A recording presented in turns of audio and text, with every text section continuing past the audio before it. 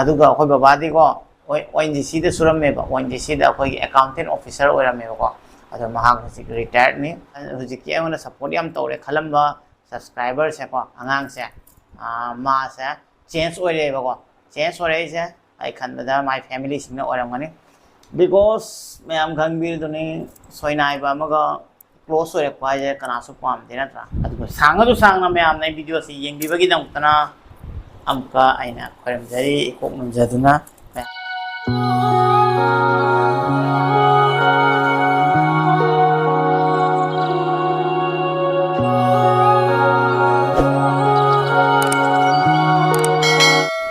Hello ma'am welcome back to my channel Emputi Nao के channel में मैं आपको तराम नोकचरी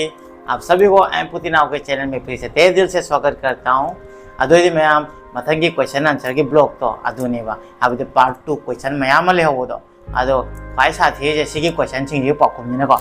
लुक से अतोप मदने पिरक तो अदो आइजु याम एक्साइटेड ओय लुक से दम होंदो खरेबा अनि थोकना खरा नदि कमेंट मोक मालिगा है को अखोय बुद्धिस्ट मोक तो अदो खरा मना बेट माली जो है को अदो फरे लुक से मक तो होंगो जो ताई को समझे खरा फाब्रा येंगे न तो कोनी को मैम लुक से अदो जी मैम क्वेश्चन आंसर हो जी को तो फिर क्वेश्चन आंसर शुरू करते हैं एक बात बताना चाहता हूँ जितना भी क्वेश्चन है सब मणिपुरी में ही मुझे मतलब पूछा गया है तो जितना भी क्वेश्चन आंसर है सब मणिपुरी सब्सक्राइबर से तो जितना भी आंसर है मैं मणिपुरी में दूंगा इसलिए बुरा मत मानिएगा तो मैं वीडियो को शुरू करता हूँ हाबदी आइना ngasi पाव खुंपी दोजे मयांग अम्फो कमेंट जे हां तबने मो भाग तारोइदो मीटिंग दा ngang लेने आई फ्रेंड सर्कल जी सोमदा मयांग अदैदी मयाम सब्सक्राइबर जो तो मयांग यावबनी ना को मने भाग तारोइद्रा आइना केनो तौबने हाइजबनी हाइदोगा दे मोय जुनु आइ तो पोक्ट्रेदना को अदोदे मयाम क्वेश्चन आंसर हौरजी को नोंनि ने ngai हले याम हाइबदी वारो बिबा यादे को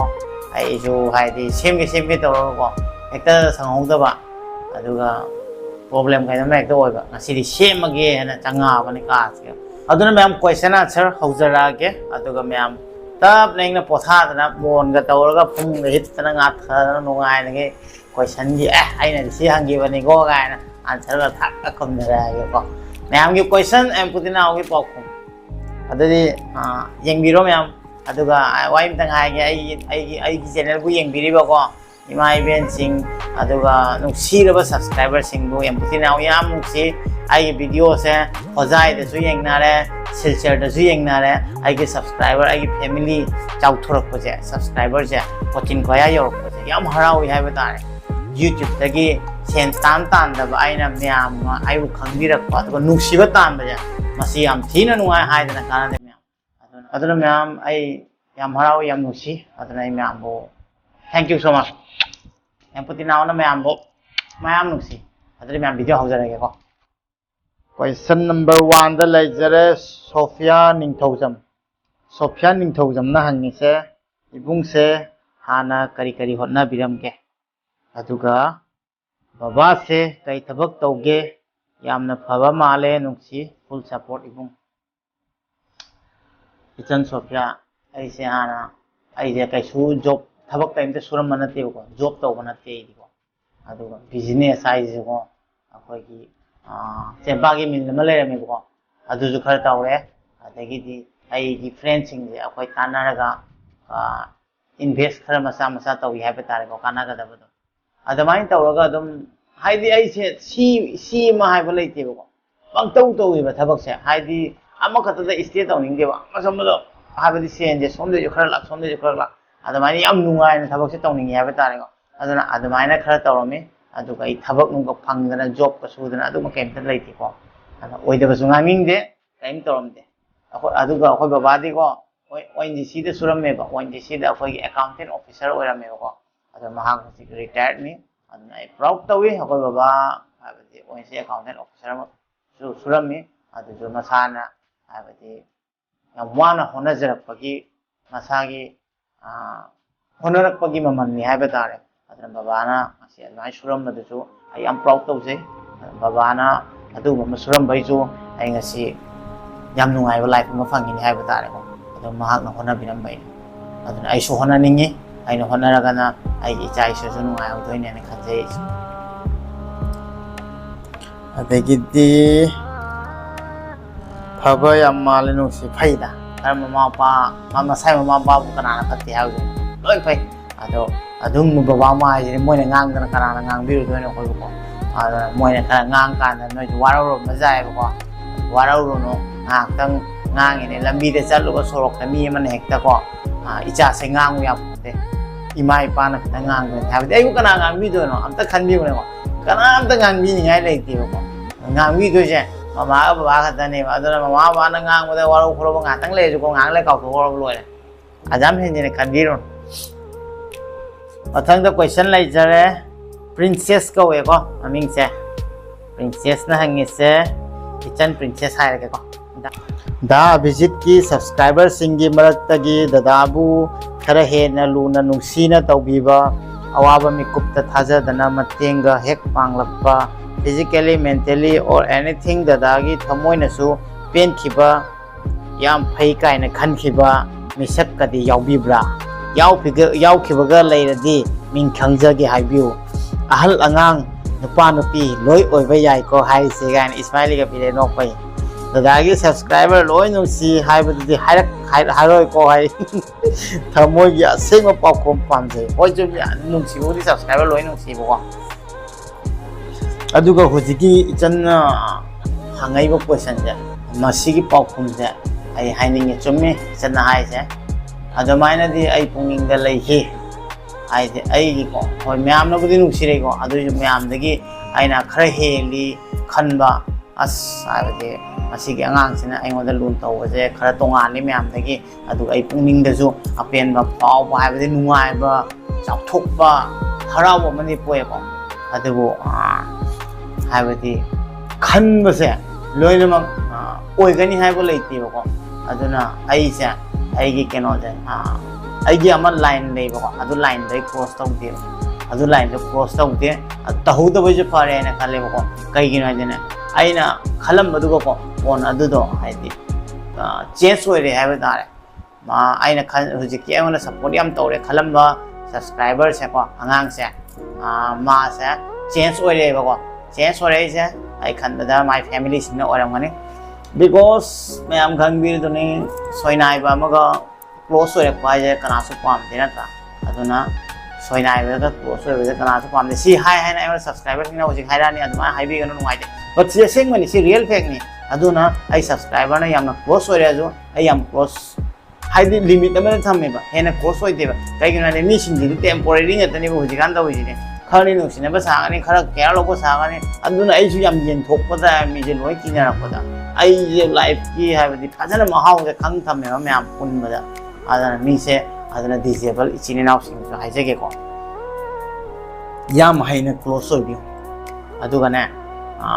ꯈꯪꯅꯕ ꯂꯩꯔꯒꯁꯨꯀꯣ ꯐꯨꯜ ꯐꯦꯃꯤꯂꯤ ꯈꯪꯅꯔꯒꯀꯣ ꯐꯦꯃꯤꯂꯤ ꯂꯣꯏ ꯄꯦꯆꯞ ꯇꯧꯔꯒꯀꯣ ꯐꯖꯅ ꯋꯥꯔꯤ ꯇꯥꯅꯒ ꯁꯤꯟꯁꯤꯌꯔꯂꯤ ꯁꯤꯔꯤꯌꯁꯇ ꯆꯠꯄꯤꯌꯨ ꯅꯠꯇ꯭ꯔꯗꯤꯅꯦ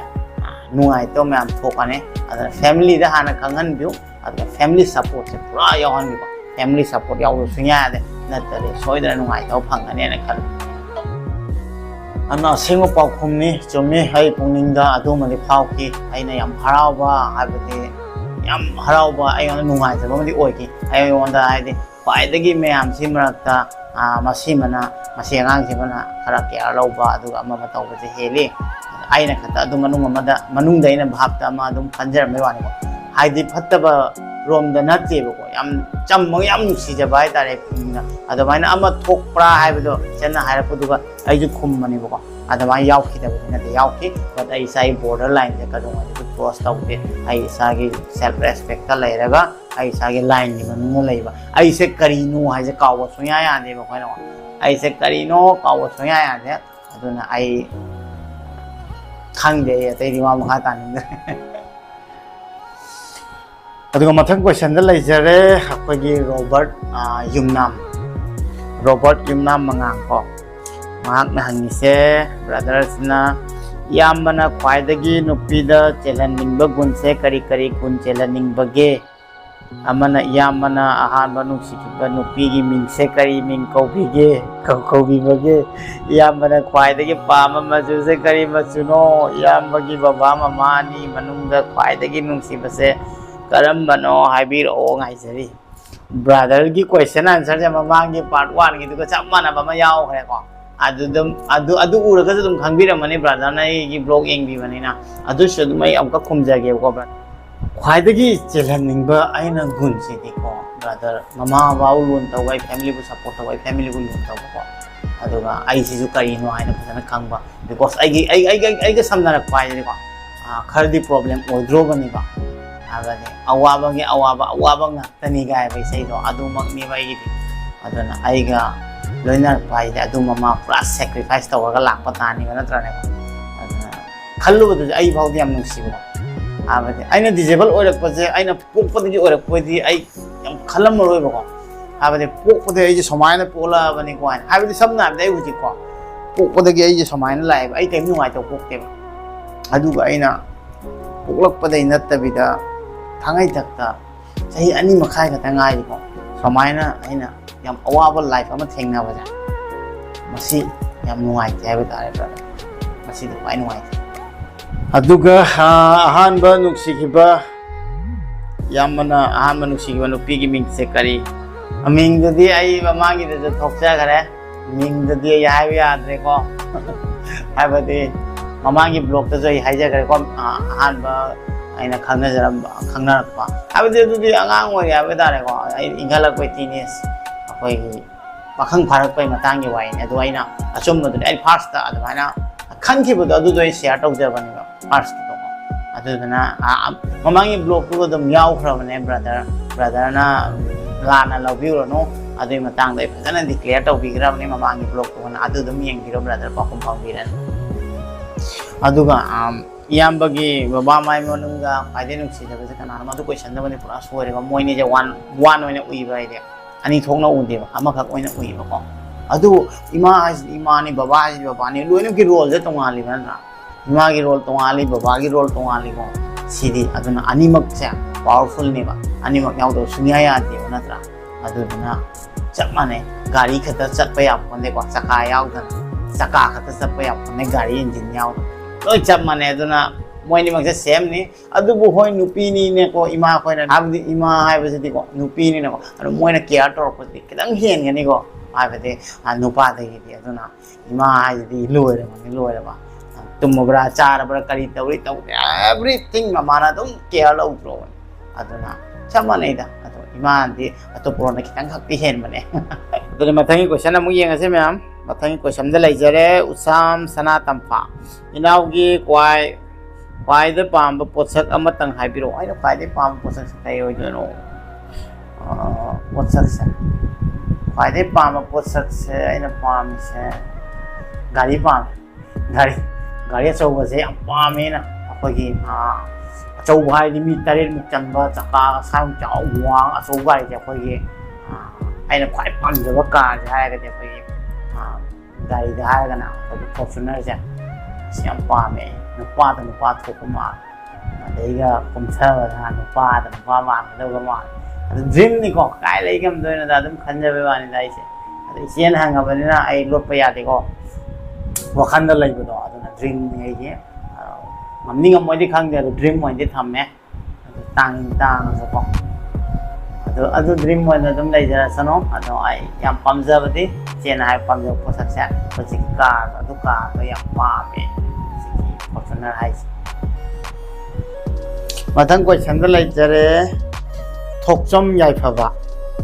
inau gi punsida khong sok laba matungda matau karamna negative thinking dagi positive thinking lakna ba hona bada kari karamba pambai sisina ki negative se ai positive ola nau hona pada ai khalli se ai se ani thona khan me yare ko ai se ai di wana he hing ho ana thadom ba makhan ba ma aduga kappa lai ba ma nuai ta phamung ta lai ba ma adu natraga myam mangda thokla ga khong je phajana chatpa ngamba kai thau ngamba ai tomdana freedom da nam da takkhrasu amka challenge lai amagi dam tana isona ai thanam mani ai se yam tang aba misak ni ana khalle ba aduna ai se tang bagi da maktana isor sina ꯈꯣꯡꯁꯦ ꯑꯃꯈꯛꯇꯪꯗ ꯂꯧꯔꯒ ꯅꯪꯁꯦ ꯅꯪꯒꯤ ꯄꯨꯟꯁꯤꯁꯦ ꯄꯤꯔꯝꯒꯦ because ꯅꯪ ꯃꯌꯥꯝꯒ ꯃꯥꯟꯅꯗꯦ ꯅꯪ ꯇꯧꯒꯗꯕ ꯊꯕꯛ ꯌꯥꯝ ꯂꯩ ꯑꯕꯤꯖꯤꯠ ꯅꯪꯁꯦ ꯑꯦꯝꯄꯥꯇꯤ ꯅꯥꯎ ꯅꯪꯁꯦ ꯊꯥꯗꯣꯛꯑꯝꯃꯒꯦ ꯑꯩꯅꯀꯣ ꯍꯥꯏꯅ ꯑꯗꯨꯃꯥꯏꯅ ꯅꯨꯡꯁꯤꯕꯤꯔꯒ ꯑꯩꯉꯣꯟꯗ ꯊꯝꯕꯤꯔꯝꯕꯅꯤ ꯍꯥꯏꯅ ꯈꯜꯂꯦꯕ ꯑꯗꯨ ꯈꯟꯈꯤꯕꯒ ꯑꯩ ꯕ꯭ꯔꯦꯟꯁꯦ ꯃꯥꯏꯟꯁꯦ ꯌꯥꯝ ꯔꯤꯂꯦꯛꯁ ꯐꯪꯉꯦꯕ ꯌꯥꯝ ꯅꯨꯡꯉꯥꯏꯕ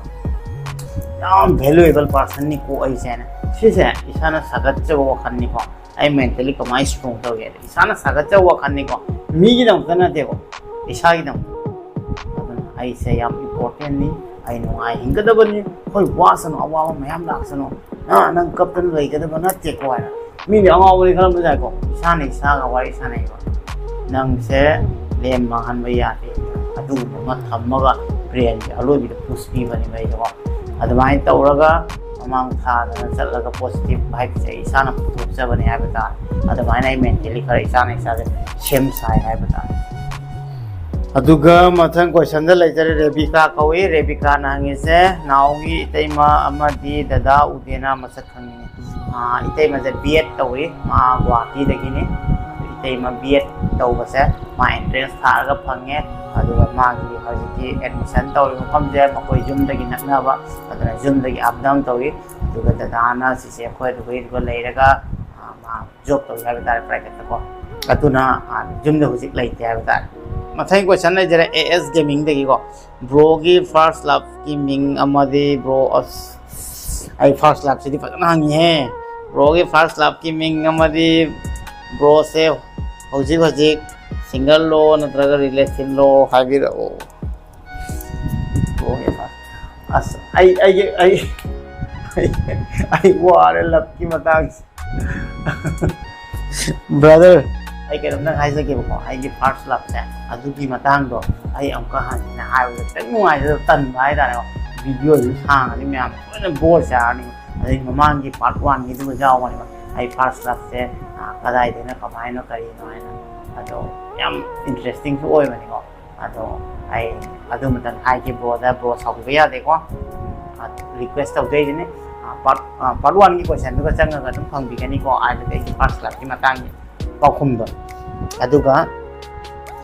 ꯁꯤꯡꯒꯜ ꯔꯣ ꯔꯤꯂꯦꯁꯟꯁꯤꯞꯀꯤ ꯃꯇꯥꯡꯁꯦ ꯑꯩ ꯍꯥꯏꯒꯦꯀꯣ ꯑꯩꯅ ꯔꯤꯂꯦꯁꯟꯗ ꯐꯖꯅ ꯂꯥꯛꯑꯕꯀꯣ ꯍꯧꯖꯤꯛꯁꯦ ꯑꯩ ꯔꯤꯂꯦꯁꯟꯗ ꯂꯩꯔꯦ ꯈꯜꯂꯁꯤꯀꯣ ꯑꯩ ꯂꯩꯔꯗꯤꯀꯣ ꯑꯩꯒꯤ ꯁꯣꯁꯤꯌꯦꯜ ꯃꯤꯗꯤꯌꯥ ꯑꯩ ꯌꯨꯇ꯭ꯌꯨꯕꯇ ꯂꯣꯏ ꯐꯣꯡꯗꯣꯛꯀꯅꯤ ꯑꯗꯨ ꯐꯣꯡꯗꯣꯛꯑꯗꯤ ꯑꯗꯨꯝ ꯈꯟꯕꯤꯔꯅꯤꯀꯣ ꯃꯌꯥꯝ ꯑꯗꯨꯅ ꯑꯩ ꯐꯣꯡꯗꯣꯛꯀꯅꯤ ꯑꯗꯨꯒ ꯃꯥꯒꯤ ꯑꯦꯚ꯭ꯔꯤ ꯐꯦꯃꯤꯂꯤꯒꯗ ꯏꯟꯀ꯭ꯂꯨꯗ ꯑꯣꯏꯒꯅꯤ ꯑꯗꯨꯒ ꯂꯣꯏꯅꯃꯛ ꯄꯨꯜꯂꯒ ꯑꯦꯇꯦꯆ ꯑꯣꯏꯒꯅꯤ ꯑꯩ ꯂꯣꯠꯂꯒ ꯑꯃꯐꯥꯎ ꯊꯝꯃꯣꯏ ꯑꯗꯨꯒ ꯕ꯭ꯔꯣꯅ ꯍꯥꯏꯁꯦ ꯁꯤꯡꯒꯜ ꯂꯣ ꯅꯠꯇ꯭ꯔꯒ ꯔꯤꯂꯦꯁꯟꯁꯤꯞꯇ ꯂꯩꯕ ꯕ꯭ꯔꯣ ꯑꯩ ꯔꯤꯂꯦꯁꯟꯁꯤꯞꯇ ꯂꯩꯇꯦ ꯑꯗꯨꯅ ꯇꯥꯛꯄꯗꯤ ꯑꯩ ꯁꯤꯡꯒꯜꯅꯤ ꯑꯗꯨꯅ ꯑꯩ ꯁꯤꯡꯒꯜ ꯑꯣꯏꯅ ꯁꯨꯝ ꯅꯨꯡꯉꯥꯏ ꯁꯤꯡꯒꯜꯁꯤꯅ ꯃꯌꯥꯝ ꯅꯨꯡꯉꯥꯏꯕꯀꯣ ꯕ꯭ꯔꯣ ꯁꯤꯡꯒꯜꯅ ꯈ꯭ꯋꯥꯏ ꯅꯨꯡꯉꯥꯏ ꯍꯥꯏꯇꯥꯔꯦ ꯍꯧꯖꯤꯛ ꯑꯗꯨꯅ ꯁꯤꯡꯒꯜꯁꯤꯡ ꯃꯊꯪꯒꯤ ꯀꯣꯏꯁꯟꯗ ꯂꯩꯖꯔꯦ ꯑꯍꯣꯡ ꯆꯪꯐꯝ ꯇꯣꯝꯕ ꯑꯍꯣꯡ ꯆꯪꯐꯝ ꯀꯣ ꯏꯇꯥꯎ ꯍꯣꯏꯒꯤ ꯃꯐꯝꯗꯨꯒꯤ ꯃꯔꯨ ꯑꯣꯏꯕ ꯁꯤꯟꯐꯝꯁꯦ ꯀꯔꯤ ꯑꯣꯏꯒꯦ ꯑꯗꯨꯒ ꯏꯇꯥꯎ ꯍꯣꯏꯒꯤ ꯃꯤꯁꯤꯡꯁꯦ ꯌꯥꯝꯅ ꯆꯝꯕ ꯃꯥꯜꯂꯤ ꯌꯥꯝꯅ ꯂꯩꯕ ꯅꯨꯡꯉꯥꯏꯗꯧ ꯃꯥꯜꯂꯤ ꯑꯩꯈꯣꯏ ꯁꯤꯗ ꯂꯩꯔꯤꯕ ꯃꯩꯇꯩꯁꯤꯡꯁꯦ ꯁꯤꯟꯐꯝꯁꯦ ꯂꯣꯏꯅꯃꯛ ꯆꯞ ꯃꯥꯟꯅꯗꯦ ꯒꯣꯔꯃꯦꯟ ꯁꯥꯔꯚꯤꯁ ꯁꯨꯕ ꯃꯤꯅ ꯒꯣꯔꯃꯦꯟ ꯁꯨꯔꯦ ꯃꯁꯥ ꯄꯨꯂꯤꯁ ꯁꯨꯕ ꯃꯤꯅ ꯁꯨꯔꯦ ꯑꯣꯖꯥ ꯑꯣꯏꯕꯅ ꯑꯣꯏꯔꯦ ꯃꯁꯥꯅ ꯑꯩꯈꯣꯏꯒꯤ ꯗ꯭ꯔꯥꯏꯚꯤꯡ ꯍꯩꯕꯈꯩꯅ ꯗ꯭ꯔꯥꯏꯚꯔ ꯑꯣꯏꯔꯦ ꯑꯆꯧꯕ ꯑꯗꯨꯒ ꯃꯦꯀꯥꯅꯤꯀꯦꯜ ꯂꯥꯏꯟꯗ ꯍꯩꯕꯈꯩꯅ ꯃꯦꯀꯥꯅꯤꯀꯦꯜꯗ ꯑꯩꯈꯣꯏ ꯁ꯭ꯋꯥꯏꯗ ꯌꯦꯡꯂꯨꯔꯒꯁꯨ ꯑꯩꯈꯣꯏ ꯃꯩꯇꯩꯁꯤꯡ ꯉꯥꯛꯇꯅꯤ ꯌꯥꯝꯅ ꯇꯣꯞ ꯑꯩꯈꯣꯏꯒꯤ ꯋꯥꯔꯛꯁꯣꯞ ꯂꯩꯔꯤꯈꯩꯕꯁꯦ ꯑꯗꯨꯅ ꯍꯥꯏꯕꯗꯤ ꯑꯣꯜ ꯔꯥꯎꯟꯗꯔꯅꯤ ꯍꯥꯏꯕ ꯇꯥꯔꯦ ꯑꯩꯈꯣꯏ ꯈꯨꯟꯁꯤꯒ ꯍꯧꯖꯤꯛ ꯂꯩꯔꯤꯁꯦ ꯑꯣꯜ ꯔꯥꯎꯟꯗꯔꯅꯤꯀꯣ ꯑꯗꯨꯅ ꯂꯣꯏꯅꯃꯛ ꯃꯁꯥꯅ ꯑꯉꯝꯕ ꯃꯥꯅ ꯁꯤ ꯂꯥꯏꯟꯁꯤꯃ ꯄꯥꯝꯃꯤ ꯍꯥꯏꯗꯤꯀꯣ ꯑꯗꯨ ꯑꯗꯨꯝ ꯇꯧꯔꯦ ꯇꯤꯆꯔ ꯑꯣꯏꯕ ꯂꯩ ꯑꯦꯚ꯭ꯔꯤꯊꯤꯡ ꯂꯣꯏ ꯁꯨꯅꯕ ꯂꯩꯔꯦ ꯍꯥꯏꯕ ꯇꯥꯔꯦ ꯈꯨꯟꯁꯤꯒ ꯑꯗꯨꯅ ꯁꯤꯅ ꯑꯅꯝꯕ ꯍꯦꯜꯂꯤ ꯍꯥꯏꯕ ꯂꯩꯇꯦꯕꯀꯣ ꯍꯥꯟꯅ ꯍꯤꯁꯇ꯭ꯔꯤ ꯌꯦꯡꯉꯗꯤ ꯈꯨꯟ ꯌꯥꯝ ꯋꯥꯔꯝꯃꯤ ꯍꯧꯖꯤꯛ ꯌꯦꯡꯉꯗꯤ ꯈꯨꯟ ꯌꯥꯝ ꯆꯥꯎꯈꯠꯂꯦ ꯌꯥꯝ ꯅꯨꯡꯉꯥꯏꯔꯦ ꯍꯧꯖꯤꯛ ꯍꯥꯏꯕꯗꯤ ꯃꯁꯥꯅ ꯍꯣꯠꯅꯕ ꯀꯜꯂꯕꯅꯤꯅꯀꯣ ꯋꯥꯕ ꯍꯥꯏꯕꯁꯦ ꯌꯥꯝ ꯂꯩꯇ꯭ꯔꯦ ꯑꯩꯈꯣꯏ ꯈꯨꯟꯁꯦ ꯑꯗꯨꯅ ꯌꯥꯝ ꯅꯨꯡꯉꯥꯏ ꯅꯨꯡꯁꯨ ꯅꯨꯡꯁꯤ ꯃꯁꯥ ꯂꯣꯏ ꯃꯁꯥ ꯂꯥꯏꯔꯤꯛꯇ ꯕꯤꯖꯤꯅꯦ ꯍꯧꯖꯤꯛꯀꯥꯟꯁꯦ ꯑꯗꯣ ꯑꯗꯨꯒ ꯑꯩꯈꯣꯏ ꯃꯤꯁꯤꯡꯁꯦ ꯌꯥꯝꯅ ꯆꯝꯕ ꯃꯥꯜꯂꯤ ꯍꯣꯏ ꯆꯝꯕ ꯃꯥꯜꯂꯤ ꯍꯥꯏꯁꯦ ꯑꯩ ꯍꯥꯏꯒꯦꯕꯀꯣ ꯆꯝꯕ ꯃꯥꯟꯕ ꯑꯩꯅ ꯂꯣꯏꯅꯔꯤꯕꯁꯤꯡꯅ ꯆꯝꯕ ꯃꯥꯟꯕ ꯍꯥꯏꯁꯦ ꯑꯩ ꯑꯦꯚ꯭ꯔꯤ ꯃꯐꯝꯗꯀꯣ ꯑꯦꯚ꯭ꯔꯤ ꯂꯩꯀꯥꯏꯗꯀꯣ ꯑꯐꯕ ꯐꯠꯇꯕ ꯂꯩꯅꯤ ꯐꯠꯇꯕ ꯂꯩꯕ ꯑꯐꯕꯅꯤ ꯑꯗꯨꯅ khôn hụp mi khôi lối chầm mà nát tệ ai ngon là khá mà nó ngoài đối với khá mà tin là có phun mà ngoài mà xin được phun mi này này có ngoài mà xin lối phun mi này lối cái nào anh na ai adu mang ki hai rồi có cái này sẽ đi cái là rồi có friend na là cái ai mà xin mình chỉ quay sản nó ngoài thế bữa tiên nào tông tông thế adu cái âm mà nó có sản là cái ai cái quay sản nó ngoài thế hai rồi chứ anh khi đi mi cái một đi có adu là lối nó mắc chầm mi hai bây giờ suy nghĩ à rồi mà xin mà tăng cho mình ai cho quay sản nó ngoài thôi mi ham lấy con adu mấy lấy rồi chứ ai cho quay sản nó ngoài thôi pam nó quay về ham ngồi không adu mấy là đúng lấy rồi nhai bây giờ là everything rồi mà mi chăm mà ngoài bây giờ suy nghĩ à đó makan milik ini aku yang apa mood pasien tina apa pulla lo deh kau bilang. Arif Khan matanggi question dah lagi Arif Khan hanya bogi GFK name hai biro brother Arif Khan aigi GFK maming hai bahasa ai brother GF tak lagi tak benar kau brother dah ming hai terus pengam terus aduh future dah aigi live terlai dah magadi lain soy dan ai subscriber sini loy na maku ai share tau jarak kani ai everything ai loy punok ai pun sigi ko ai loy mo ai share tau kani hai bata na atuka mathang da lai de akoi gi kakching gi ma ni ko yengkhom Wilson Singh hai je mai macha no pa to mai account dai ni message story ja comment story ja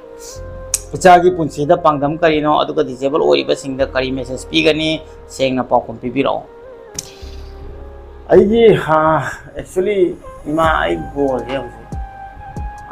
बोल है मखन नि है बता आई disable सिंग जो आइना थोइना video same हापि जे मखोनि येंगा न मखोइ जो YouTube तक हांगान नि को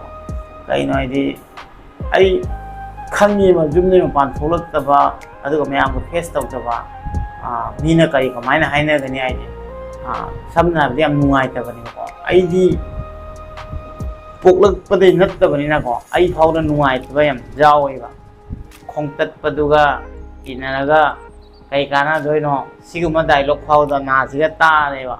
अमोय जब खाइ के तो नुंगाइ तबा अदो नुंगाइ तबा कइम खंदे आई जे ओइरुबगी हुजिक सी सिनफम दिसे फंगबनि को अदो मीजे थाजा दबा यम लेबा को अदो आई कानाना हाइनो कइनो हाइना सीजी बंदे कानाम दो जो हाइरोबा सी पुनिमे दम फुम्मा थमदोइने को ngang yung music sina video sa pura gani soy na naman palo doy ni ba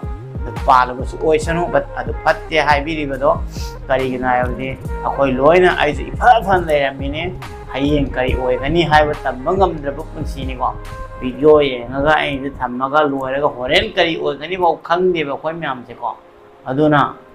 lei ba ghar ni siga ai pha lei re ai nungai re sini ba myam na khalli se je aduga soy ba mi do thina ga hai bi ba do adu tawbi ga no ba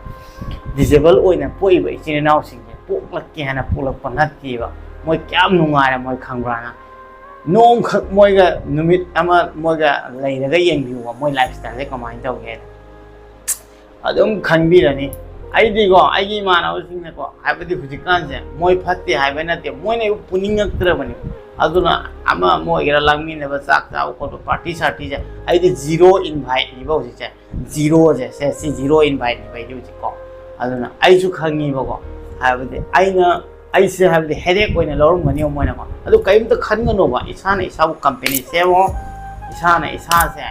masiu hek best friend se ma ba nai da bani ya ne anai u ti karam da ma thau ta de ai sai tha ge tom ta dum da oi ga sa nu mai le chok ngam ni ba ji ko aduna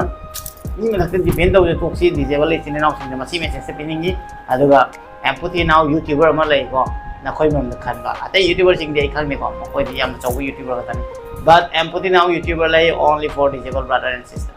na khoi sing dai putrok na man yam na khalli se na khoi motivate oi na bani ana ai video da views tamna la so disabled chamga ni nga de amgena pien doi ni ko no puning son tha ga no ai na tholai je samai no youtube taw si nei na hai je youtuber je only normal me gi na te youtube oi doi je YouTube account sem doi je only normal gi na te nang haijaba telin do art khangde ko ni makhan khut na sa bani khangde makhan lai ne YouTube hai ji kanam de na te myam na yeng ha di ko myam na mai kha di ko loi YouTube ji de kaim to ai myam no pam khra ba video se adum loi asing message khra pe ni ma sang gi sang khra ma lai wari je topic se content ji hek thola ba wari je dum sang de gi ko myam ana bore chu bi ga no ai gi question answer gi blog se adum khra sang go sang na wana dum yen gi ba myam si bi ni na ko मथंग question लेजरे सुरंगामना ब्रोसे नुंथिन मतमदा कमायना मतम लेंगे अगांग सिंग लेतब मतमदा जिक्सुको अगा करामता लेति अगांग सिंग हप्ता अमा लाखबसु यावो मोय मेथड तो डिपेंड तौतिबा हाबदि चुंदा जे ला खर नुंगाय कोय वखन जे अगांग अदमाय खंदे भाई एडिक्ट तौति भाई एवरी पोचे जे हुजि कान जे को हाबदि आइगा ngasi hayeng je pau फाउनरेना को सब्सक्राइबर मा इबुंगो नंग से याम नुंगायते कोते नुंसि याम हरावो अदो हांगचितगी मा फोन तौरक्तदे आई काइंता खदलरोय आई सिदे डिलीट नि अदुगा आइगा टास्क लै खैदे टास्क लै गनि को अदुना एडिक्ट तौब यादरे हुजि किसी लाइफ से गदि अना डिपेंड ओय थोखिनि बा नत्रदि को इसाई मथक डिपेंड ओय बाय से अदुना आइना नुंथिनदा आइना लोनली नुंथिन नते आई नुंथिन एनी टाइम लोनली लेकोना आई की रूटीन नाय गनि को आई मोबाइल ओत कने कमेंट रिप्लाई पी गने आई ब्लॉग सेम गने एडिट तौब से मतम संगी को आई दि लोन सान तरो को अदुगा हाइदि येंगे यूट्यूब से सर्च तौर को हाबदे डिसेबल मना करी कमायना कंटेंट से कदाय कदाय करी करी ब्लॉग अदुगा मीना करी पामी कमाय तौर मी जी येंगनी कर्म कंटेंट मी खेने याम येंगिंग पोई अदमायना दम खल्ली बाइना को अदुगा मदो खरा रिसर्च तौ यूट्यूब तई अतोपगी चैनल चंग चंग खरा येंगी को अदमायना नॉलेज से खर खर ताले है बताले अदमाय तौना मतम जे होगी खंगो चारनी अदु मतुंग दे पुंगनी मुके दम वर्कआउट तौरनी अदु मतुंग दा इरुज थोगा फंब कान इसाई तारगा आई वखन रिलैक्स तौरगा को आई कंटेंट है जो कमाई कमायना तौसिगे ना अदमायना यूट्यूब तई खरा रिसर्च यूट्यूब ना नंबर चंग लै अदुगा फेसबुक तजु चंगे फेसबुक तजु आई प्लेटफॉर्म जे अदम फ्रेंड सर्कल जे यामबनिना को अदुना अदोम दजु टास्क तौ मथौ ताई अदम दगी याम सपोर्ट फाले अदुना म्याम गा पुनमिनरगा नुंगाय बाय याम नुंगाय सिमनि म्याम गा हाइदि सकमाय खम अमदा खंगनदब म्याम दिगा रिली हाबदि फैमिली तौना लेरक पजे म्याम को अदुना अदु सिंग द तौरगा मतम लेली हाइजब तारेबा दिगा मथंगी क्वेश्चन द लैसरे उसाम रोबिता देवी इपुआगी पुंसिदा ख्वाइदगी मरु ओइबा थौदांग से करी ओइ हाइना खल्ली आइगी पुंसिदा ख्वाइदगी मरु ओइबा थौदांग से हुजु हुजिकति को आइ मी मो ओइनिगे हाबदि मतिक चाबा अदुगा मतिक चाबो ओइरगा आइगी ममा बाबा से नुंगाइना तंग फजना थम्बा ngamनिगे हाबदि आइना पामसे खोंग खुद सोइदबा अदुगा तन्नना लैबा हेरो सा लैबा सिंगदो मखोइदगी को नाम याउदबा आइना दम नैरो को ममा बादा नुंगाइ थमगमदे अदुदि आइ मम सोइदना म्यामना नुक्सिबिगनि बको हरावनि बो अदु पोत म याम पामे हादा अदु मदि आइ याम पामे अदमाने खल्ले ममा बा से आइना मतिक चाबो मोइरगदि नुंगाइ थमबगमजबा मसिमतंदि हाइजनि मथंग लेजरे थंगजाम प्रेमिला ना क्वेश्चन तौबिरे इनाउगी पुंसीदा ख्वाइदगी नुंगाइबा अमदि ख्वाइदगी अवाबा मिकुप से करी ओइजे ख्वाइदगी नुंगाइ मिकुप सिदि आइना हुजि हुजिक नानगी मवांगी दुका हाइजगी बुतनी आइना खोंसो मतुंग युमदा अहानबा लाखबा नमित से याम नुंगागी याम हरावे मतुगी हरावे हाय ngamde आइगी खुन चंगभम से अस आदा हॉस्पिटल ताई आइना कुले युमदा अदना अस युमदा लाखपो का याम हरावे अद नुंगदि नुंगाइते कहीं थोखीबदना कमाई थोखी मसी युमजिदा चंगपदना आई कमाई चंगई हाना खनमदको मदुमदि खरा नुंगाइते ख्वाइदगी अवाब मिकुपसे करी ओइखिगे हाइबो ख्वाइदगी अवाब मिकुपसे आइना खोंग थोमा तत्खिबदो मदुनेना ख्वाइ वागिजे अस मदुमु वानिंगाइ लैते अखोइ को थांगिना जालगा खोंग कथरगा थोखिबगा चप माने हुजिसु आइना वाइजे साना साना पल्लिया सोना सेंटर जो फावो सीधे जो फावो ब्रेन दे कनेक्शन थाइबो आइना सी वाइ सानाइजा सोना थुप्पा हौइबो आइना एक वाइ सानाइजा सोना सिंगि नाउरिगाजा हाइदि ब्रेन नदे थाबने कथखरबना कनेक्शन जे फंगदिनो अदो आइना खंगी सी फीलिंग जे याम नुंगाइते थुप्पा नाबो आइना को हुजिक सदन फीलिंग ने फावकने समाय तरो कान खुचिने को समायना चपकोतना अदो खरा तौद्रगदि नुंगाइ बेरानि सी पोसिदि बेरानि हाइ मथंग क्वेश्चन लाइजिले सरजू लेबा पोकपंगी को नोइ तैमदो अंगांग यावरबा अमुक्तसु उदे मोइदि क्याम कुइरगे युमदा लाकनी ददाइ तैम खोय अंगांग यावदि को अदुगा मोइ हुजि युमदा कमकन लाकपदे दुदि हाइबा ngamदेबा अदो ए तैम खोय बीएड तौइदो एग्जाम गा लोइरा खोलगा लाकद्रा दादागी सुति मोइ कमाइ तौनबा मोइना खनि अदो मोइना लाकान अदुम म्याम आई ब्लॉग तदम यावरा कान अदुम खंबिगनि ꯑꯗꯨꯒ ꯃꯊꯪ ꯀ꯭ꯋꯦꯁꯟꯗ ꯂꯩꯖꯔꯦ ꯁꯝꯁꯣꯟ ꯋꯥꯍꯦꯡꯕꯝ ꯕ꯭ꯔꯣꯒꯤ ꯂꯥꯏꯐꯀꯤ ꯑꯍꯥꯟꯕ ꯑꯣꯏꯅ ꯅꯨꯡꯁꯤꯖꯈꯤꯕ ꯅꯨꯄꯤ ꯂꯩꯔꯗꯤ ꯃꯗꯨꯒꯤ ꯃꯔꯝꯗ ꯋꯥ ꯈꯔ ꯍꯥꯏꯕꯤꯔꯛꯎ ꯍꯥꯏ ꯑꯩ ꯈ꯭ꯋꯥꯏ ꯑꯍꯥꯟꯕ ꯅꯨꯡꯁꯤꯖꯈꯤꯕ ꯅꯨꯄꯤ ꯃꯆꯥꯁꯦ ꯃꯥꯏ ꯃꯔꯝꯗ ꯀꯩꯅꯣꯝ ꯍꯥꯏꯒꯦꯕ ꯅꯣꯛꯄꯗ ꯃꯌꯥꯝ ꯁꯤꯔꯅꯤ ꯑꯃꯨꯛ ꯃꯥꯁꯦ ꯑꯩꯅ ꯑꯩꯒꯤ ꯐ꯭ꯔꯦꯟ ꯑꯃ ꯂꯩꯕꯀꯣ ꯕꯥꯗꯜ ꯍꯥꯏꯅꯀꯣ ꯃꯥ ꯍꯧꯖꯤꯛ ꯃꯅꯤꯄꯨꯔꯗ ꯂꯩꯕꯀꯣ ꯑꯗꯣ ꯃꯅꯤꯄꯨꯔꯗ ꯃꯥ ꯋꯥꯛꯁꯣꯞ ꯌꯥꯎꯋꯦꯕꯀꯣ ꯕꯥꯗꯜꯁꯦ ꯑꯩꯒꯤꯗꯤ ꯂꯦꯡꯒꯥ ꯅꯠꯇꯦꯕ ꯑꯩꯈꯣꯏ ꯗꯗꯥꯒꯤ ꯂꯦꯡꯒꯥꯅꯦꯕ ꯑꯗꯣ ꯃꯥ ꯑꯩꯒꯤꯁꯨ ꯇꯤꯟꯅꯩꯕ ꯗꯗꯥꯒꯁꯨ ꯇꯤꯟꯅꯩꯕꯀꯣ ꯑꯗ ꯑꯩꯅꯅꯦ ꯍꯧꯖꯤꯛꯀꯤ ꯐꯥꯔꯁ ꯂꯞꯁꯦ ꯑꯁꯤꯁꯦ ꯑꯩꯅ ꯄꯥꯝꯃ ꯂꯩꯔꯦ ꯈꯪꯅꯀꯣ ꯑꯗ ꯀꯣꯏꯗꯤ ꯀꯣꯏꯗ꯭ꯔꯤꯕꯀꯣ ꯑꯣꯏꯗꯤ ꯑꯣꯏꯔꯝꯗꯥꯏꯁꯦꯀꯣ ꯑꯩꯈꯣꯏ ꯗꯗꯥꯁꯤꯅ ꯄꯥꯝꯃꯦꯅ ꯈꯪꯉꯕ ꯑꯗꯩꯗꯤ ꯗꯗꯥꯁꯤꯅ ꯑꯃꯨꯛ ꯑꯩꯅ ꯄꯥꯝꯃꯦ ꯍꯥꯏꯁꯤ ꯈꯪꯉꯕ ꯑꯗꯩꯗꯤ ꯕꯥꯗꯜꯁꯤꯒ ꯍꯥꯏꯕꯖꯥꯠꯅꯤ ꯗꯗꯥꯅ ꯑꯩ ꯃꯉꯣꯟꯗ ꯃꯔꯛꯇ ꯌꯥꯎꯔꯛꯀꯅꯨ ꯍꯥꯏꯌꯨ ꯀꯥꯏꯅ ꯕꯥꯗꯜꯗ ꯍꯥꯏꯔ ꯕꯥꯗꯜ ꯑꯩꯉꯣꯟꯗ ꯑꯃꯨꯛꯀ ꯂꯥꯛꯑ ꯍꯥꯏꯕ ꯋꯥꯅꯤꯀꯣ ꯅꯪ ꯑꯩꯈꯣꯏ ꯅꯣꯏ ꯗꯗꯥꯅ ꯌꯦꯡꯉꯤ ꯍꯥꯏꯅꯅꯦ ꯕꯥꯗꯜꯗ ꯑꯣꯏꯅ ꯑꯩꯅ ꯃꯩ ꯍꯧꯅꯦ ꯅꯪ ꯐꯖꯅ ꯍꯥꯏꯌꯨ ꯍꯥꯏꯅ ꯃꯁꯤꯗ ꯌꯥꯎꯔꯛꯀꯅꯨ ꯌꯥꯝ ꯅꯣꯛꯅꯤꯡꯉꯦ ꯑꯩꯁꯨ ꯁꯥꯎꯅꯤꯡꯕ ꯑꯩꯅ ꯌꯦꯡꯉꯣꯗ ꯃꯥ ꯀꯔꯤ ꯌꯦꯡꯗꯣꯏꯅꯣ ꯀꯥꯏꯅ ꯌꯥꯝ ꯁꯥꯎꯅꯤꯡꯉꯦ ꯅꯣꯛꯁꯨ ꯅꯣꯛꯅꯤꯡꯉꯦ ꯑꯉꯥꯡ ꯑꯣꯏꯕ ꯃꯇꯥꯡꯅꯦꯀꯣ ꯑꯗꯨ ꯃꯇꯝꯗ ꯌꯥꯝ ꯅꯣꯛꯅꯤꯡꯉꯦ ꯍꯥꯏꯇꯥꯔꯦ ꯈ꯭ꯋꯥꯏ ꯑꯍꯥꯟꯕ ꯀꯣꯏꯈꯤꯕꯁꯦ ꯑꯗꯨ ꯑꯉꯥꯡ ꯃꯇꯥꯡ ꯑꯣꯏꯕꯅꯤꯀꯣ ꯑꯗꯨ ꯀꯣꯏꯗꯤ ꯀꯣꯏꯔꯝꯃꯦ ꯗꯗꯥꯗꯤ ꯀꯣꯏ ꯉꯝꯍꯧꯗ꯭ꯔꯦ ꯑꯩꯗꯤ ꯀꯣꯏꯍꯧꯔꯦꯀꯣ ꯑꯗꯨ ꯀꯣꯏꯔ ꯃꯇꯨꯡꯗꯀꯣ ꯄꯤꯁꯤꯑꯣꯗꯅꯤ ꯋꯥꯔꯤ ꯁꯥꯟꯅꯕ ꯆꯠꯂꯤꯁꯦ ꯄꯤꯁꯤꯑꯣꯗ ꯂꯨꯄꯥ 50 100 ꯁꯥꯟꯅꯕꯗ ꯉꯥꯏꯍꯥꯛꯇꯪꯗ ꯑꯗꯨꯗꯣ ꯀꯣꯟꯅꯅꯤꯀꯣ ꯃꯌꯥꯡ ꯑꯃꯅ ꯃꯨꯜꯂ ꯄꯨꯈ꯭ꯔꯦ ꯃꯌꯥꯡꯅ ꯉꯝꯈ꯭ꯔꯦ ꯑꯉꯥꯡ ꯑꯣꯏꯔꯤꯉꯩ ꯋꯥꯔꯤꯅꯤꯀꯣ ꯃꯌꯥꯝ ꯑꯗꯨꯝ ꯅꯣꯛꯅꯕ ꯀꯣꯃꯦꯗꯤ ꯑꯣꯏꯅꯕ ꯑꯩꯅ ꯋꯥꯔꯤꯁꯦ ꯍꯪꯉꯛꯄꯗ ꯂꯤꯊꯣꯔꯛꯄꯅꯦ ꯃꯊꯪꯗ ꯂꯩꯔꯦ ꯎꯁꯥꯝ ꯔꯣꯕꯤꯇꯥ ꯗꯦꯕꯤꯅ ꯆꯦꯅ ꯏꯄ꯭ꯋꯥꯗ ꯋꯥꯍꯪꯗꯤ ꯌꯥꯝꯅ ꯍꯪꯅꯤꯡꯉꯦ ꯑꯗꯨꯕꯨ ꯑꯔꯣꯏꯕ ꯑꯣꯏꯅ ꯑꯝꯇꯪꯗꯤ ꯍꯪꯖꯒꯦ ꯏꯄ꯭ꯋꯥꯒꯤ ꯃꯤꯠꯇ ꯈ꯭ꯋꯥꯏꯗꯒꯤ ꯐꯖꯕꯁꯤ ꯀꯅꯥꯅꯣ ꯑꯩꯒꯤ ꯃꯤꯠꯇ ꯈ꯭ꯋꯥꯏꯗꯒꯤ ꯐꯖꯕꯁꯦ ꯏꯆꯦ ꯁꯤ ꯂꯩꯔꯦꯗꯣ इसामक ऐसे एम्पुतिनावसे एम्पुतिनावगी मिट पाइ फजै याने खले सी पोसे नुक्सिदो मिदरि पालमनि बवा सकता के क्वाथि ngang sai ye कोक्तांग मासिना हाइजसनुबा आई केनो मा हागे बिचे इसाना इसाबु नुक्सिद्रबा इसाना इसाबु रेस्पेक्ट तौद्रबा आई से इसाना इसाबु जीरो नि खलो मीना कमाइ उसित्तो नमता हाय अदुगी एटिट्यूड तो पाइद्रगदि कोइसे मिंसेंदे येंगबो कांदे एवरी मीसे मचिंददि हाबिवानि को मसाना मसाजे नुक्सिसिनि कइदोबै नुक्सिरोदोइनो ये ngasi aina leiरिबो फिबमजे मसिजे लोय खुइजिल्लगा को हनुरगा लोय लोइदोइने सही खरा मतुंगा असिबु नुक्सिगने तोक्पो ngамबिबाबा अदुना इसेसे साथिना नुक्सि सानै सा आइना ngasi leiरिसे नोमदि पुंलोय लोइदोइनि खुइजिल्लगा आइना खनमदको थिना नुहाइदे अदुना आइसा नि कनामदा नुक्सिबिद्रजुको करि मोवालोते इसाना इसाबु याम थीना नुक्सिये अदुना इसाना इसागदम वाइ साना आवावनि खनजनको मेंटल सिदि आइदि प्राइस स्ट्रांग ओइदो सुन्या यादे भाई ना तारे दम नहाना से याला तलब मने तो पोयमदि अदुना वखन सोंदरगने इतंगो सुइसाइड की वखन पोरकनो नंग से याम इंपोर्टेंट इचिनाव म्याम दे हाइनिको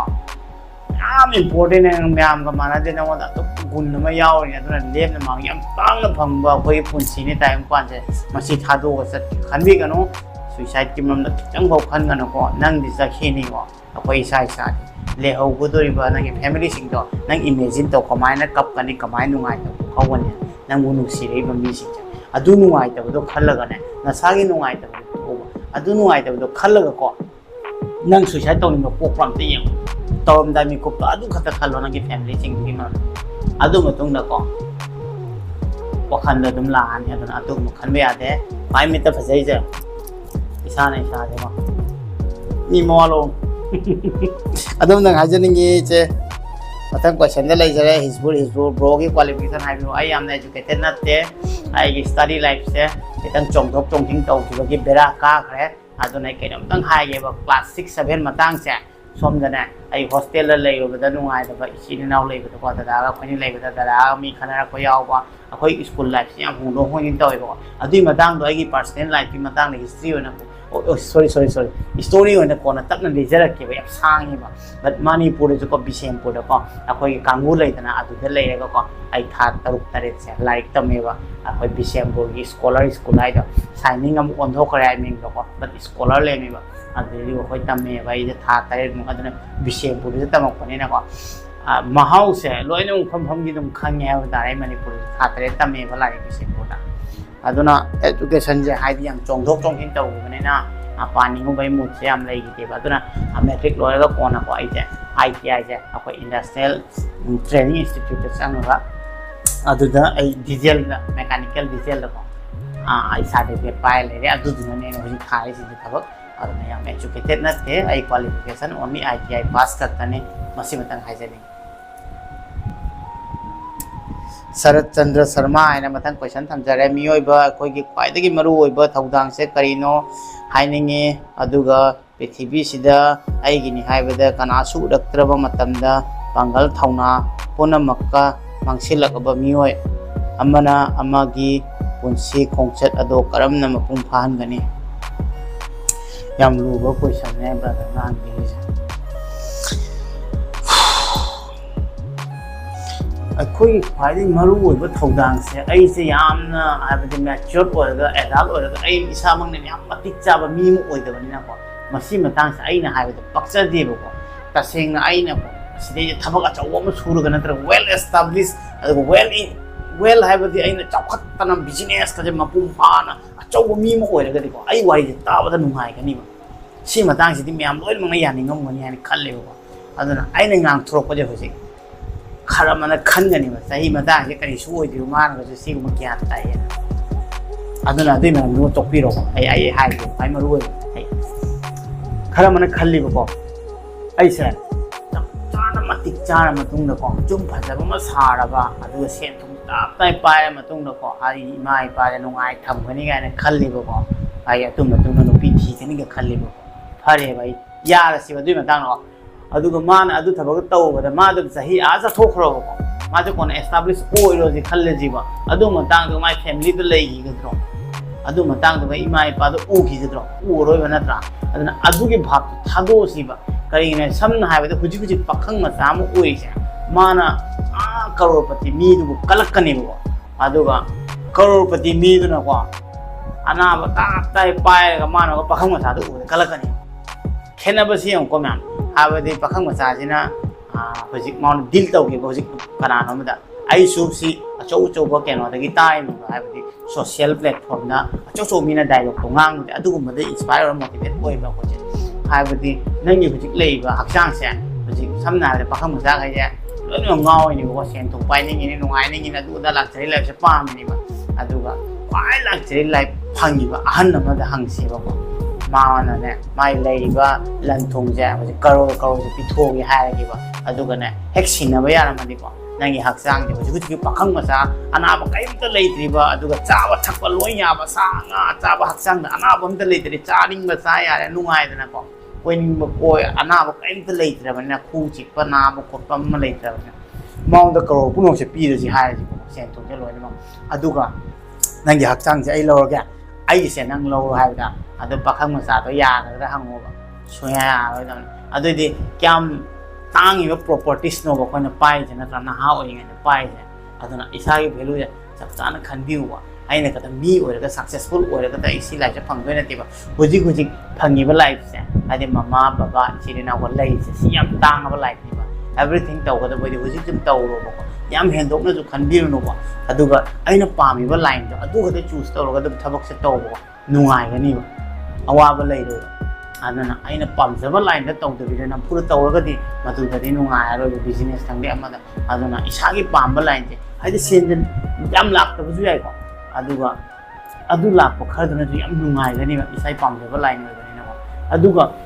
एवरी लाइन द सुम पैसा लेगो एवरी लाइन द पैसा ले होनबा कल्लगा मानना ममांग थादना मकोकसिंग हदे दम माइ पाए नत्राने अदु खतंगी हाइजनिंग अदुदे हेंदोक्तना दि आई हाइनिंग दे मन दे आई सामकना वेल एस्टाब्लिश नतबनिना आइना हाइबदि याम थिना चानाद्रे मसी मतंग मरु ओइबदि दे अदमाइ खल्ले आइगे फैमिली जे हुजि हुजि फंगी से मसी याम तांगेना खनबिउ तुंगदा सि लेरोइदोइने अदना हुजिकना लाइगाना पेन्थोकपा तंबिउ हाइदि पेन्थोक्तबा तौबिगनो काइगिना सोम सोमना फंगिरिबा लाइफ से अदु पाउदा फंगिद्रिनि खरा मना नोइगी लाइफ से फंगदि याम हरावनेना खजरमदोइनि को अदुगा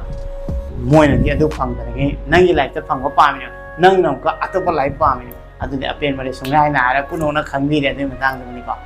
अदुना अखोय पेन्थोकपा तमसि अदुगा फैमिली नुसिबा तमसि फैमिली के लोइनमक तानारगा थबक पाइबिउ अदुगा माइ पाक पोइ ꯌꯥꯝꯗꯤ ꯁꯥꯡꯉꯦ ꯑꯗꯣ ꯀꯣꯏꯁꯟ ꯑꯟꯁꯔ ꯂꯣꯏꯖꯔꯦ ꯌꯥꯝꯗꯤ ꯁꯥꯡꯈ꯭ꯔꯦ ꯌꯥꯝ ꯁꯥꯡꯈ꯭ꯔꯦ ꯑꯗꯣ ꯃꯊꯪ ꯚꯤꯗꯤꯑꯣꯗ ꯑꯃꯨꯛ ꯊꯦꯡꯅꯔꯁꯤ ꯃꯌꯥꯝ ꯑꯗꯨꯒ ꯀꯣꯏꯁꯟ ꯑꯟꯁꯔꯒꯤ ꯃꯇꯥꯡꯁꯦ ꯅꯨꯡꯉꯥꯏꯇꯦ ꯑꯗꯨꯝ ꯍꯥꯏꯕꯤꯔꯛꯑꯣ ꯑꯗꯨꯒ ꯑꯩꯒꯤꯅꯦ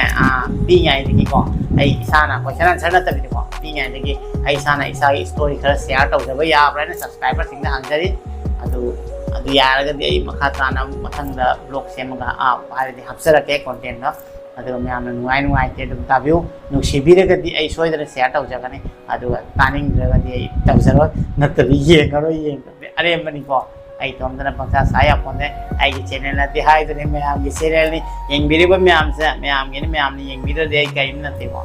ꯅꯠꯇ꯭ꯔꯗꯤ ꯀꯔꯤꯝ ꯅꯠꯇꯦ ꯅꯠꯇ꯭ꯔꯗꯤ ꯑꯩ ꯆꯦꯅꯦꯜ ꯍꯌꯦꯡ ꯑꯗꯨꯝ ꯊꯨꯞꯆꯤꯟꯈ꯭ꯔꯁꯨ ꯌꯥꯔꯦꯀꯣ ꯃꯌꯥꯝꯅ ꯑꯩ ꯅꯨꯡꯁꯤꯕꯤꯕ ꯑꯩꯗꯨꯅ ꯚꯤꯗꯤꯑꯣꯁꯦ ꯁꯦꯝꯅꯕ ꯍꯣꯠꯅꯖꯔꯤꯅꯤ ꯅꯠꯇ꯭ꯔꯗꯤ ꯑꯩꯁꯨ ꯁꯦꯝꯕꯗꯤ ꯌꯥꯝ ꯇꯜꯂꯦꯕ ꯑꯩ ꯍꯥꯏꯅ ꯀꯥꯟꯗ ꯌꯥꯝ ꯕꯣꯔꯤꯡ ꯑꯣꯏꯕ ꯁꯤꯒꯤ ꯂꯥꯏꯐꯁꯦ ꯍꯥꯏꯕ ꯇꯥꯔꯦ ꯑꯩ ꯊꯕꯛ ꯂꯩꯔꯤ ꯊꯕꯛ ꯂꯩꯇ꯭ꯔꯗꯤ ꯊꯣꯛꯇ꯭ꯔꯦꯀꯣ ꯑꯗꯨꯝꯅꯦꯕ ꯑꯗꯣ ꯑꯅꯝꯕꯅ ꯑꯗꯨꯝ ꯆꯪꯉ ꯂꯩ ꯈꯣꯡꯒꯁꯤꯗꯤ ꯁꯨꯡꯎ ꯎꯞꯇꯦ ꯃꯤꯅꯗꯤ ꯍꯥꯏꯕ ꯈꯣꯡ ꯎꯞꯇꯅ ꯆꯣꯡꯉꯒ ꯆꯠꯄꯁꯦ